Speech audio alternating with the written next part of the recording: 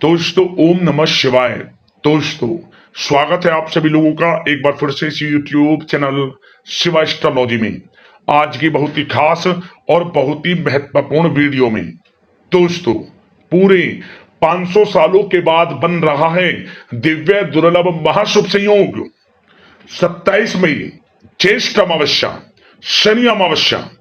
इस दिन यानी अमावस्या के दिन 27 मई के दिन चुपचाप गाय को खिला दें। यह एक छोटी सी चीज, रोड़पति भी होंगे, करोड़पति मिलेंगी, सभी संकटों और कष्टों से मुक्ति, मृत्यु दंड पितृ दोष तुरंत होगा खत्म, पूरे साल आपके घर में भरे रहेंगे अन्न धन के भंडार। यूं कहें आपकी 7 पुश्तें तक करेंगी रुपयों पैसों पर राज। जा दोस्तों 7 पीढ़ियों तक बैंक बैलेंस बढ़ता चला जाएगा, सभी दुख दर्द संकट कष्ट दूर हो जाएंगे और सभी सुख आपके पास आ जाएंगे, सभी सुख आपके कदम चूमेंगे यदि आप यह एक छोटी सी चीज 27 मई यानी कि अमावस्या के दिन चुपचाप गाय को खिला देते हैं। यकीन मानिए तत्काल गरीबी समाप्त हो जाएगी आपके जीवन से, गरीबी का नामो निशान खत्म हो जाएगा और आपके जीवन में आपको अपार धन सुख संपत्ति की प्राप्ति होगी। क्योंकि इस बार यह जो अमावस्या है बहुत ही दुर्लभ योग में है।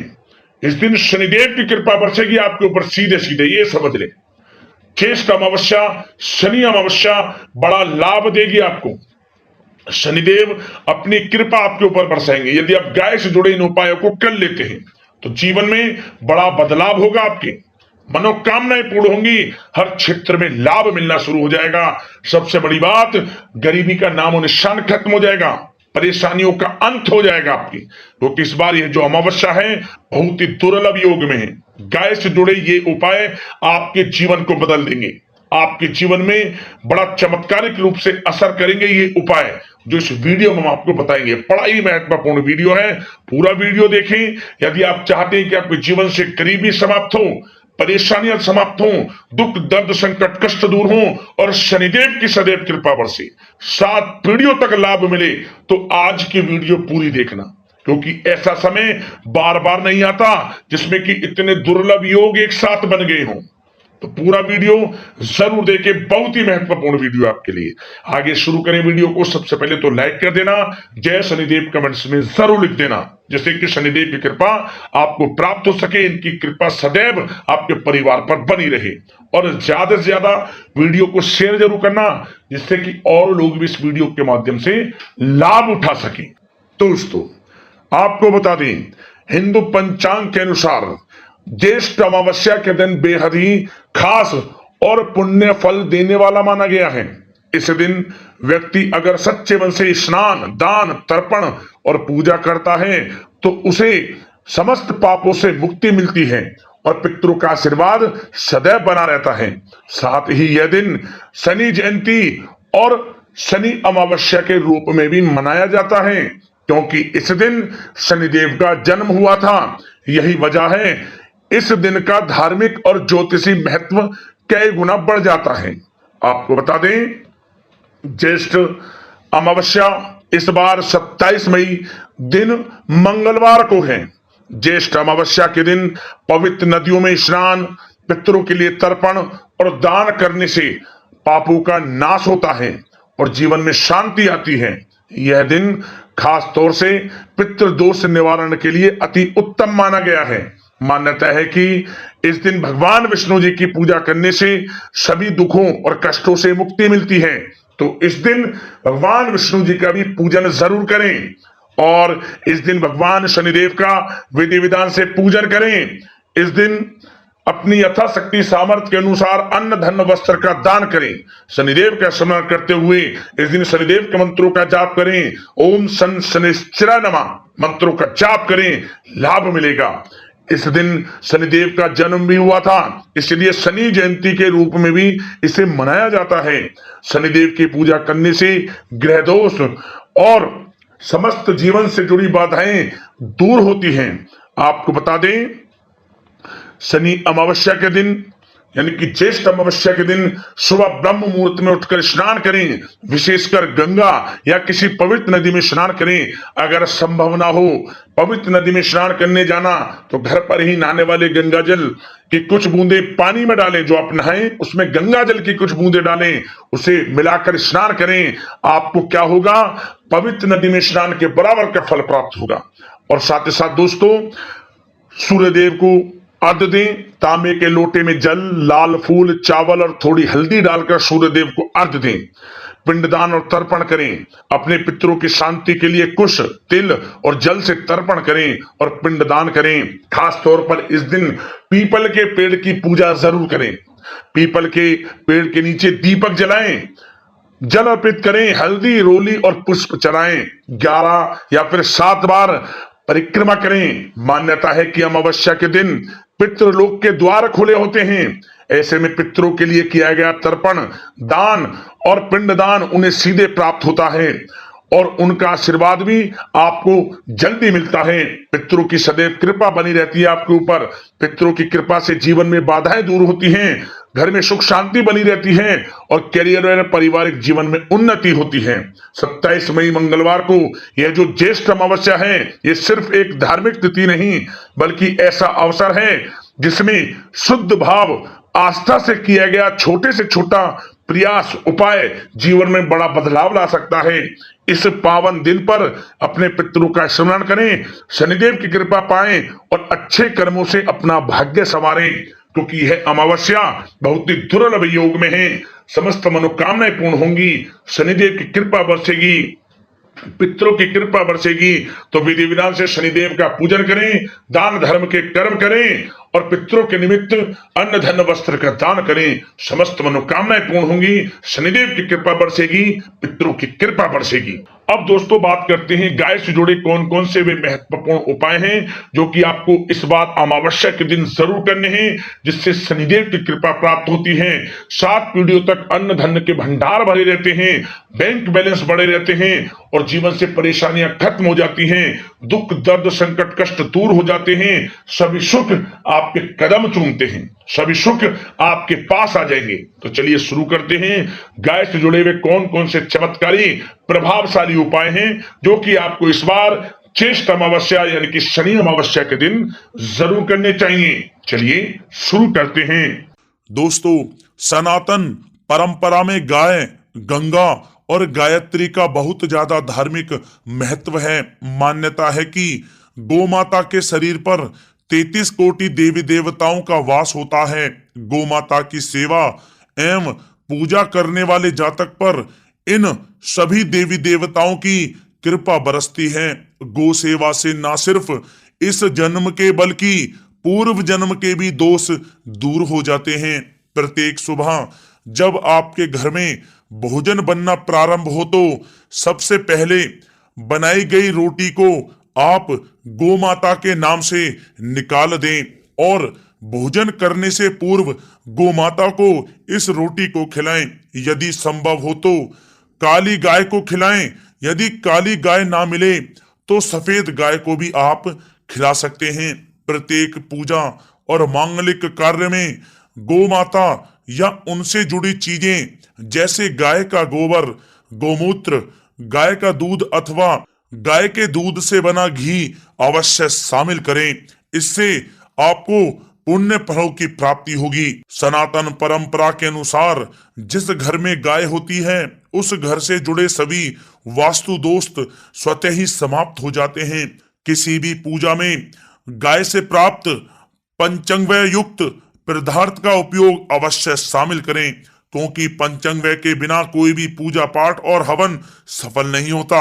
या दोस्तों, गो कृपा पाने के लिए प्रतिदिन, सप्ताह अथवा महीने में परिवार समेत एक बार गौशाला जाने का नियम जरूर बनाएं और वहां गायों को हरा चारा जरूर खिलाएं। इससे आपको शुभ फलों की प्राप्ति होगी और साथ ही साथ गौ सेवा और गौ पूजा से 9 ग्रह शांत हो जाते हैं और इनसे जुड़े दोषों का निदान हो जाता है। गर्मियों में गौ माता को पानी पिलाएं और सर्दी में गौ माता को गुड़ अवश्य खिलाएं। ध्यान रखें कि गर्मियों में गाय को गुड़ ना खिलाएं। अनेक देवी देवताओं को अपने शरीर पर धारण करने वाली गोमाता से जुड़े कई शुभ और अशुभ संकेत भी होते हैं। मसलन गाय का दूध दुहाते समय यदि गाय ठोकर मार दे और सारा दूध बिखर जाए तो अपशगुन होता है। यदि कोई यात्रा पर निकल रहा हो और गाय अपने बछड़े को दूध पिलाती सामने आ जाए तो निश्चित रूप से जिस यात्रा के लिए आप निकले हैं वह यात्रा आपके लिए अवश्य ही सफल होगी और वह काम जिसके लिए आप निकले हैं वह अवश्य ही पूर्ण होगा। यात्रा पर जाते समय बाईं ओर गाय की आवाज आना और रात्रि में गाय की हुंकार करना भी शुभ होता है। दोस्तों साथ ही साथ गाय के साथ आप भूलकर भी ये काम ना करें, अन्यथा मिलता है घोर नरक और जीवन भर की परेशानियां। जय दोस्तों, गाय को राष्ट्रीय पशु बनाए जाने और इन्हें मौलिक अधिकार दिए जाने की बात हो रही है तो सवाल उठता है कि गाय जब भारतीय संस्कृति का अहम हिस्सा है तब भी गाय के साथ लोग खराब व्यवहार कैसे कर लेते हैं। गाय दर दर भटकती रहती है, भरपेट इन्हें चारा तक लोग नहीं देते। गाय जब तक दूध देती रहती है तो उनकी सेवा होती है और जैसे ही दूध देना बंद कर देती है तो लोग इन्हें उनकी किस्मत पर छोड़ देते हैं, सड़कों पर और गलियों में भटकने के लिए। ऐसे में गोवंशी जीवों को कोई डंडे से मारता है तो कोई उन पर पानी डाल देता है। कभी वाहनों से इन्हें ठोकर लग जाती है तो कभी बीमार होकर बेचारी ये गाय दम तोड़ देती हैं। ऐसे में जरूरत है इन बातों को जानने की कि गाय को लेकर शास्त्रों में क्या कहा गया है, गाय के साथ आपको कैसा व्यवहार करना चाहिए। या दोस्तों, गाय को कभी भी मारना पीटना नहीं चाहिए। शास्त्रों में गाय को माता का दर्जा दिया गया है। गाय को मारने पीटने वाला माता को मारने पीटने वाले के समान पाप का भागी माना जाता है। ऐसे घरों को नरक लोक में वर्षों तक कष्ट भोगना पड़ता है। अगले जन्म पशु योनि में मिलता है।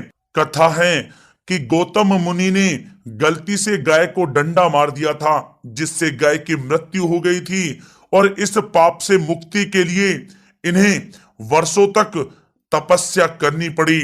भगवान श्री कृष्ण जी ने बैल स्वरूप में आए वृत्तासुर का वध कर दिया था, जिससे मुक्ति के लिए भगवान श्री कृष्ण को संपूर्ण तीर्थों को एक कुंड में बुलाना पड़ा और इस कुंड में स्नान से वह पाप मुक्त हो गए थे। या दोस्तों, साथ ही साथ जो लोग पानी पी रही गाय को भगाते हैं वे घोर पापी के भागी बनकर नरक भोगते हैं, ऐसा पुराणों में बताया गया है। जबकि जो लोग गाय के लिए प्याऊ और चारा घरा बनवाते हैं वह महाभाग्यवान होते हैं। ऐसे लोग घोर पाप से मुक्त होकर स्वर्ग पा जाते हैं और बड़े ही धनवान कुल में जन्म लेकर सुख भोगते हैं।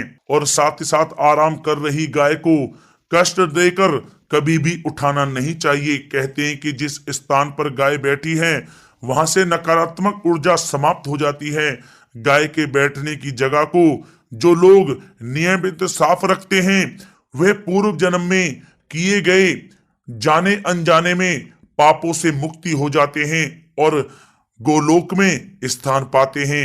गाय को डंडा मारकर उठाना, पानी डालकर उठाने से मनुष्य पाप का भागी बनता है और अगले जन्म में उसे दर दर भटकना पड़ता है। और साथ ही साथ शास्त्रों में बताया गया है कि गाय का दूध उसके बछड़े के लिए होता है। गाय के बछड़े से बचा हुआ दूध ही मनुष्य को लेना चाहिए, लेकिन कुछ लोग एक बार गाय को दूह लेने के बाद फिर से बछड़े के लिए बचा हुआ दूध भी दूह लेते हैं। ऐसा करना घोर पाप कहा जाता है। ऐसे दूध को दुहाने वाला और ग्रहण करने वाला दोनों ही पाप के भागी बन जाते हैं। दोस्तों, साथ ही साथ शास्त्रों में कहा गया है कि गोवंश यानी गाय और बैल के पीठ पर नहीं बैठना चाहिए। इनके पीठ पर बैठने से महापाप लगता है। ऐसे लोगों को नरक की यातना भोगनी पड़ती है। एकमात्र महादेव के अंश के उत्पन्न नंदी ही गोवंशी हैं, जिस पर स्वयं महादेव और महादेवी सवारी करती हैं। क्योंकि नंदी ने स्वयं अपनी इच्छा से महादेव की सवारी बनना स्वीकार किया था। और साथ ही साथ शास्त्रों में गाय के दान को बहुत ही महत्व दिया गया है, लेकिन ऐसी गाय का दान कभी नहीं करना चाहिए जो बूढ़ी और बीमार हो। कठोपनिषद में नचिकेता की कथा भी इस संदर्भ में है कि जिस नचिकेता ने पिता द्वारा बूढ़ी गाय को दान करने पर आपत्ति जताई थी, दूध देने वाली और बछड़े सहित जो लोग गाय का दान करते हैं वह महान पुण्य को प्राप्त करके स्वर्ग में स्थान पाते हैं। दोस्तों, साथ ही साथ सूर्य, चंद्र, मंगल या शुक्र की युति राहु से हो तो पितृ दोष होता है। यह भी मान्यता है कि सूर्य का संबंध पिता से एवं मंगल का संबंध रक्त से होने के कारण सूर्य यदि शनि, राहु या केतु के साथ स्थित हो या दृष्टि संबंधी हो तथा मंगल की युति राहु या केतु से हो तो पितृ दोष होता है। इस दोष से जीवन संघर्ष में बन जाता है। यदि पितृ दोष हो तो गाय को प्रतिदिन या किसी भी एकादशी को या किसी पूर्णिमा के दिन या अमावस्या को रोटी, गुड़, चारा आदि खिलाने से पितृदोष समाप्त हो जाता है। साथ ही साथ देसी गाय की पीठ पर जो ककुद कुबड़ होता है वह बृहस्पति गुरु हैं। अतः जन्म पत्री में यदि बृहस्पति अपनी नीच राशि मकर में हो या अशुभ स्थिति में हो तो देसी गाय के इस बृहस्पति भाग एवं शिवलिंग रूपी कुबड़ के दर्शन करने चाहिए।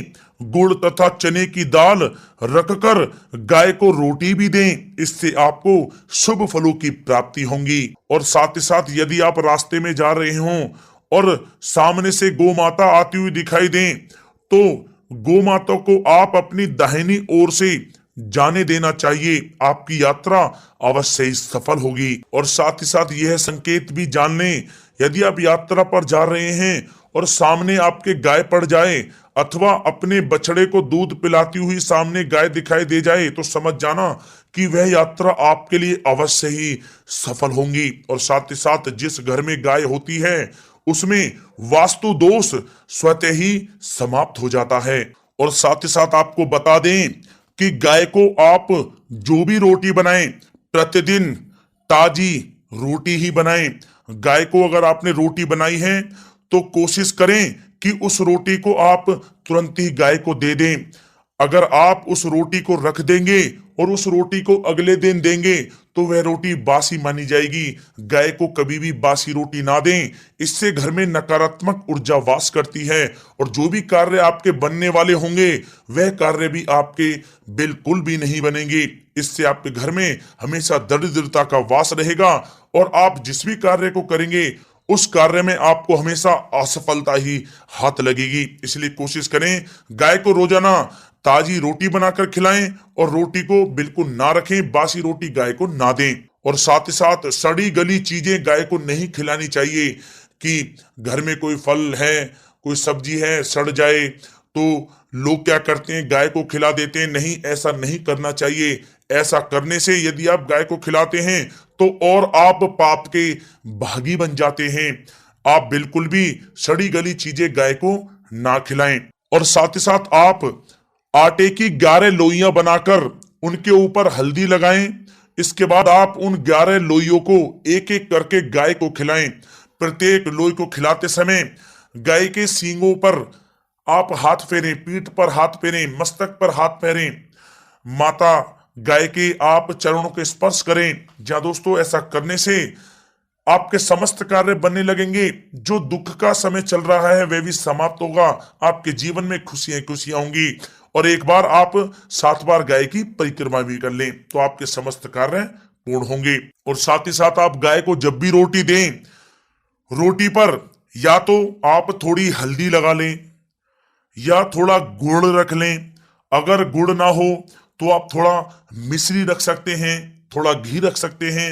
जहां दोस्तों गाय को कभी भी सूखी रोटी ना खिलाएं। सूखी का मतलब गाय की जो रोटी रखें खिलाएं उस पर कुछ ना कुछ रख कर खिलाएं। हल्दी रख लें, गुड़ रख लें, मिश्री, घी या जो भी रख लें, मतलब खाली रोटी नहीं खिलानी है। ध्यान इस बात का रखें, जब ही आपको शुभ फलों की प्राप्ति होगी। जी हाँ दोस्तों, ये थे गाय से जुड़े कुछ महत्वपूर्ण उपाय, कुछ बातें जिन्हें आपको ध्यान में जरूर रखना चाहिए। या दोस्तों, वीडियो अच्छी लगी हो तो वीडियो को लाइक करें, ज्यादा से ज्यादा अपने दोस्तों में शेयर करें, चैनल पर नए हो तो सब्सक्राइब करें। जय गौ माता।